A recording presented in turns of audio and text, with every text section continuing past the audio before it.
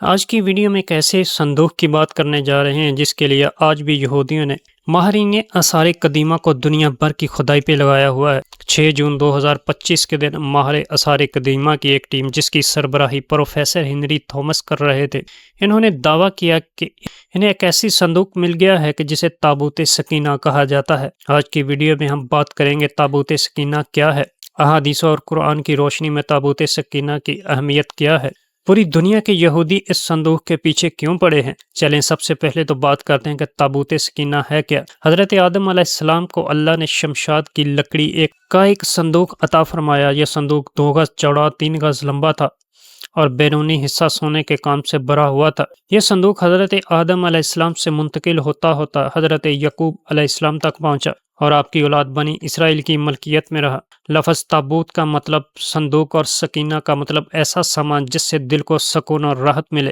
یعنی اس صندوق میں ایسا سامان تھا جس کی برکت سے دلوں کو مضبوطی اور تسکین ملتی تھی۔ تفاسیر کے مطابق اس صندوق میں تمام انبیاء علیہ السلام کے گھروں اور ان کی تصاویر تھیں۔ سرخ یاقوت پر نبی مکرم صلی اللہ علیہ وآلہ وسلم کی بھی تصویر موجود تھی۔ یہ یاد رہے یہ تصاویر قدرتی تھی۔ خیر، یہ صندوق بنی اسرائیل کے ذریعے جب حضرت موسیٰ علیہ السلام کو ملا تو آپ نے اس کے اندر اپنا عصا مبارک بھی رکھا۔ اس کے علاوہ جنتی لاٹھی، توریت شریف کے ٹکڑے، حضرت موسیٰ علیہ السلام کا لباس مبارک، حضرت ہارون کا امامہ شریف، حضرت سلیمان علیہ السلام کی انگوٹھی اور بنی اسرائیل پر نازل ہونے والے من و سلوہ بھی صندوق کے اندر موجود ہیں۔ حضرت یعقوب علیہ السلام کا دوسرا نام اسرائیل تھا، اس کی اولاد بنی اسرائیل یعنی اولاد اسرائیل کہلائی۔ حضرت یعقوب علیہ السلام کے ایک بیٹے کا نام یہودا تھا جس کی نسل کو ہم یہودیوں کے نام سے پکارتے ہیں۔ یہ صندوق بنی اسرائیل کے پیغمبروں کے پاس آ گیا۔ یہودیوں کے پہلے رسول حضرت موسیٰ علیہ السلام تھے۔ یہ صندوق ان کے زیر استعمال رہا۔ حضرت موسیٰ علیہ السلام جنگ میں اس صندوق کے آگے رکھتے تھے، اس سے بنی اسرائیل کو سکون نصیب ہوتا تھا۔ حضرت موسیٰ علیہ السلام کی وفات کے بعد یہ صندوق قوم کے سرداروں کے پاس چلا گیا۔ یہ صندوق بہت بابرکت، بنی اسرائیل کے لوگ اس صندوق کو رکھ کر جو بھی دعا مانگتے وہ فوراً قبول ہوتی تھی۔ ہر جنگ اس صندوق کے ہوتے ہوئے وہ جیت جاتے تھے۔ پھر آہستہ آہستہ یہ قوم بدعمالیوں میں پڑ گئی اور سرکشی کرنے لگے۔ جب لالچ، سرکشی اور ان کا ظلم حد سے بڑھ گیا تو اللہ تعالی نے ان کو عذاب دینے کے لیے ان پر قوم عمالقہ مقرر کر دی۔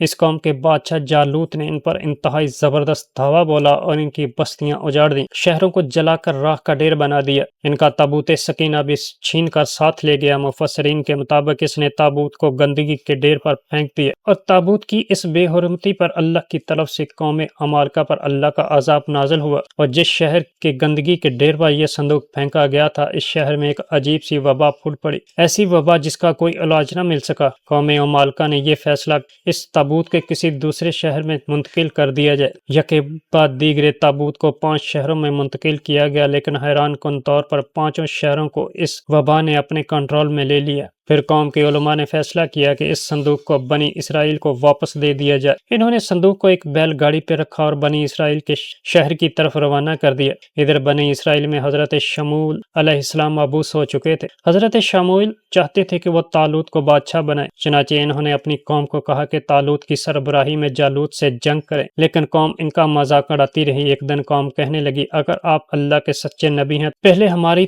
تابوت قوم عمالقہ سے واپس لے کر دیں۔ حضرت شموئیل علیہ السلام نے اللہ کے حکم سے اپنی قوم سے وعدہ کیا کہ کل خود بے خود تابوت سکینہ ہمارے شہر آ جائے گا۔ صبح ایسا ہی ہوا، صندوق ایک بیل گاڑی پر بنی اسرائیل کے پاس پہنچ گیا، جس پر حسب وعدہ انہوں نے اپنی نبی کا حکم مان کر طالوت کو اپنا بادشاہ تسلیم کر لیا۔ قرآن میں ارشاد باری تعالیٰ ہے کہ اس سے ان کے پیغمبر نے کہا ہے، اس کی بادشاہی کی علامت یہ ہے کہ وہ صندوق تمہارے پاس آئے گا جس میں تمہارے رب کی طرف سے تمہارے سکون اور اطمینان کا سامان ہے، جس میں آل موسیٰ اور ہارون کی چھوڑی ہوئی چیزیں ہیں جسے فرشتے اٹھائے ہوئے ہوں گے۔ اگر تم ایمان والے ہو تو یقیناً اس میں تمہارے لیے بڑی نشانی ہے۔ تابوت سکینہ دوبارہ حاصل ہونے پر اس قوم کے حالات میں ایک بار پھر بہتری آنے لگی، ان کے اعمال وہی رہے۔ پھر حضرت داؤد علیہ السلام کا دور آیا۔ اس وقت تک یہ قوم خانہ بدوشوں کی سی زندگی گزارتی تھی اور تابوت سکینہ بھی ایک خیمہ میں ہی رکھا جاتا تھا۔ حضرت داؤد علیہ السلام نے ان کے لیے ایک عبادت گاہ تعمیر کرنے کا ارادہ کیا،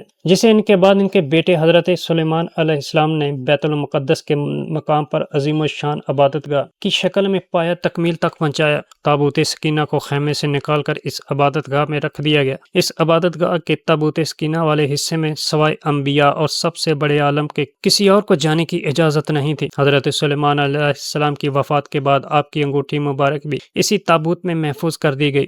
حضرت زکریا علیہ السلام کا زمانہ آیا تو اس وقت تک یہ قوم اس قدر گمراہی میں ڈوب چکی تھی کہ اللہ کے پیغمبروں کی تذلیل اور تحقیر ان کا معمول بن چکی تھی۔ ان پر ظلم ان کے لیے عام سی بات تھی۔ اللہ تعالیٰ ان سے سخت ناراض ہو گیا۔ یہ حضرت عیسیٰ علیہ السلام کی پیدائش سے 586 سال پہلے کی بات ہے۔ حضرت یحییٰ کی موت کے تھوڑے ہی عرصہ بعد عراق کے بادشاہ بخت نصر نے بنی اسرائیل پر چڑھائی کر دی اور ان کی اینٹ سے اینٹ بجا دی۔ لاکھوں یہودی جان سے گئے، لاکھوں کو غلام بنا لیا، بیت المقدس کو مکمل تباہ کر دیا۔ اس میں رکھے ہوئے تابوت سکینہ کو بھی قبضے میں لے کر اپنے ساتھ لے گیا۔ یہودی آثار قدیمہ کی باقیات ڈھونڈنے کے بہانے دنیا بھر میں آج بھی اس تابوت کی تلاش میں سرگرداں ہیں۔ فلسطین کا بہت سا علاقہ انہوں نے چھان مارا ہے۔ ان کے مطابق تابوت سکینہ یا تو حضرت سلیمان علیہ السلام کے محل کے آس پاس ہے یا مشرق وسطیٰ میں کہیں موجود ہو سکتا ہے۔ اس کے بارے میں کئی اندازے لگائے جاتے ہیں لیکن حتمی کچھ نہیں کہا جا سکتا۔ یہ امر طے ہے کہ اسرائیل کے ساتھ تعلقات بحال کرنے کے حق میں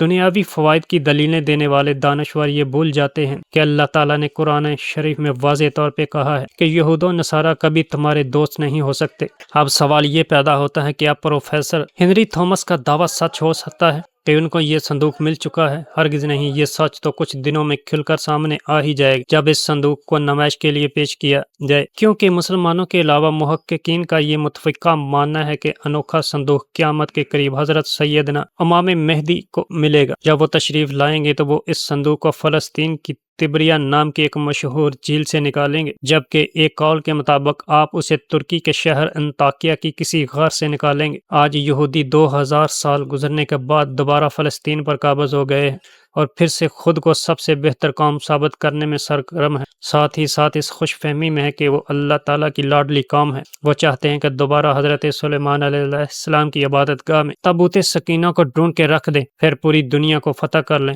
یہ آج بھی مسجد اقصیٰ کی مغربی دیوار جو کہ حملے میں بچ گئی تھی، ہیکل سلیمانی کی آخری نشانی سمجھ کر اس سے لپٹ لپٹ کر دھاڑیں مار کر روتے ہیں۔ اپنی عظمت کے دنوں کو یاد کر کے رونا ان کی عبادت بن چکی ہے۔ ان کو اپنے مسیحا دجال کا بڑی بے صبری سے انتظار ہے۔ اس کی آمد سے پہلے تابوت سکینہ کو ڈھونڈنا وہ اپنی ذمہ داری سمجھتے ہیں۔